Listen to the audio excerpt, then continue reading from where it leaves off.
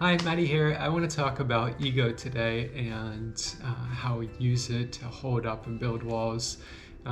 There's obviously an amazing author, Eckhart Tolle. I highly suggest reading his book, and Awakening, I think, is one of them. I can't remember the names of the other books, but he does a wonderful job of really framing up what this ego is and how we hold on to it. And I think as transgender people, we fall in the exact same human experience. So this is a positive kind of conversation of where I am with ego identification and acceptance, and kind of integrating a more holistic view into my life and kind of my ongoing journey. So here we go. So I just remember in the beginning, so much of my identity was shaped around the belief that I needed to support this ego, whether it was the success in business or the success in my personal life or who I was dating. It was creating some level of image around who I needed to be, and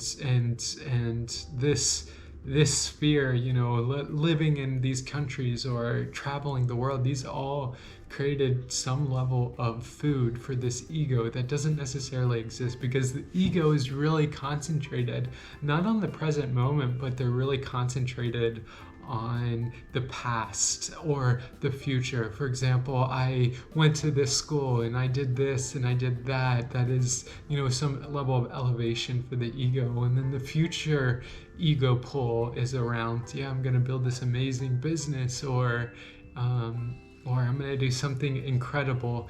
And I still struggle. I mean, my ongoing struggle is like, there are times when I struggle to really disassociate with my ego and focus on what is in the present moment and where I want to be, and living with kind of maybe some of these contradictions on how you live a successful life without the need to fill this ego. I mean, there was this really interesting experience. My brother came to town. My brother came to town a few weeks ago, and it's really interesting because we would talk about stories that we were both a part of, like when we were both in Germany, and we both held on to that same story from a very different lens, and we were telling the exact same story in different ways that was supporting our own individual egos and our identities as they are. So if there's any more, and it just came to show that I have so much more work. Why did I need to build up or hold on to that story as a part of some ego or some identity that I have? And then I think another example of ego that I've really struggled with is like in social circles, you want to be connected with people, but then there's almost like this need to be connected with the in crowd. And why is that? Again, you're trying to build up some ego there, and that's again trying to peel it back. So I definitely have a lot of work that I need to do to identify when I see this ego, and it's really weird because like when I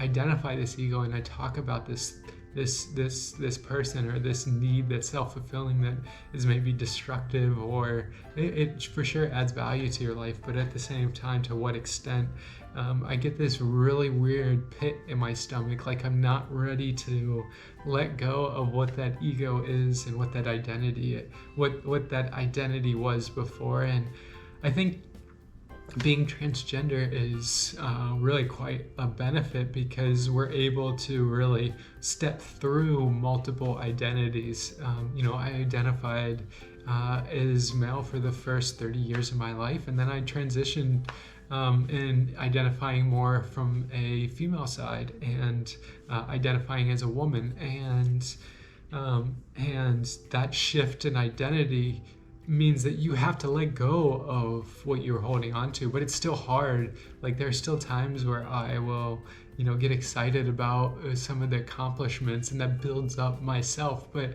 I feel like the ego's constant need to feed itself is its biggest flaw, in the sense that you would be comparing yourself with other people. I'm not as beautiful as this person, or I'm not as successful as this person.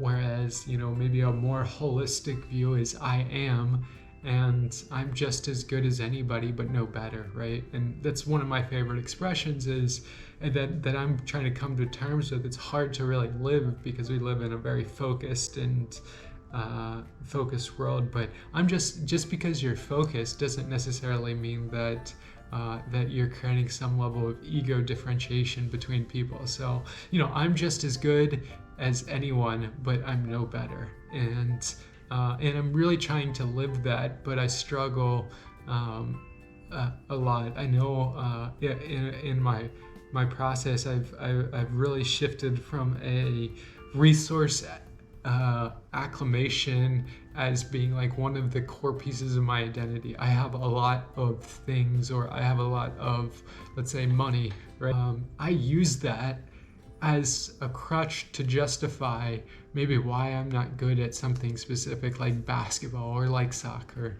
Oh, because of this. So I'm really just exchanging one medium for another in regards to balancing out and feeling comfortable with my ego, when in fact, if I had a bunch of money or very little money, or a bunch of skills or very few skills, or a bunch of friends or very few friends, or no friends, I still exist, and coming to terms with that. And again, I get this like really strange feeling in my stomach. So I continue to read a little bit about the topic and try to create that mindfulness that I'm able to be present. And it's a work in progress.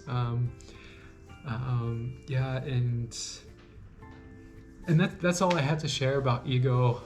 Is we create them to protect us from maybe our insecurities, or from I don't know the other reasons. Some psychologists could give you a better reason, but we create them for reasons, and those reasons aren't necessarily helping us through our journey and through our present moment.